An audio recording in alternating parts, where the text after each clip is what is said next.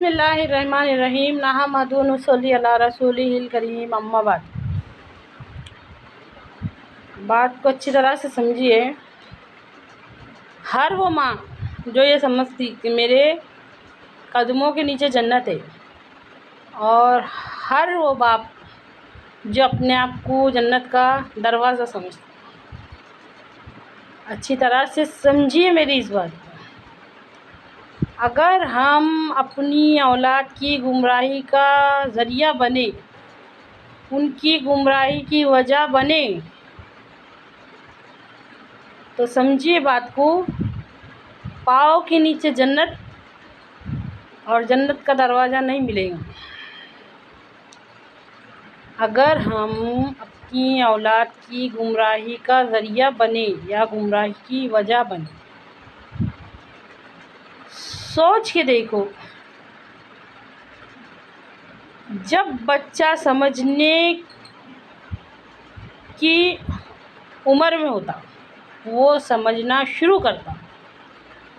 اس وقت سے اگر ہم نے ہمارے نبی صلی اللہ علیہ وسلم کی اس تعلیم کو، ہمارے نبی صلی اللہ علیہ وسلم کا ارشاد ہے کہ تم میں سے کوئی شخص کامل مومن ہو ہی نہیں سکتا جب تک کہ اس کی خواہشات نفس اس دین کے تابع نہ ہو جائے جس کو لے کر میں آیا ہوں۔ تو ہمارے بچے کی خواہشات نفس دین کے تابع بنانے کی کوشش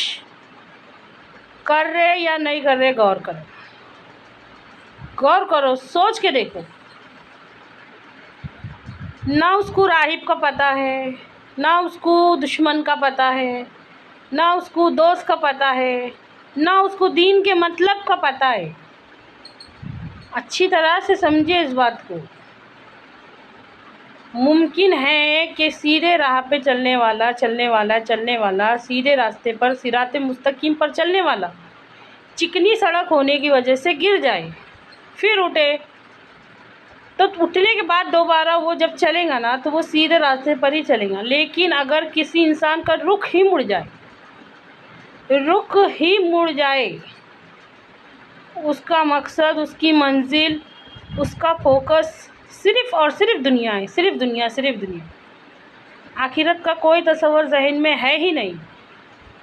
آخرت کا کوئی یقین ذہن میں ہے ہی نہیں، آخرت کی کوئی تصویر ذہن میں ہے ہی نہیں، مرنے کے بعد کیا ہوگا یہ ہے ہی نہیں، بس وہ دنیا دنیا دنیا دنیا کمانے میں لگا، اس کی 13 سال کی، 14 سال کی، 15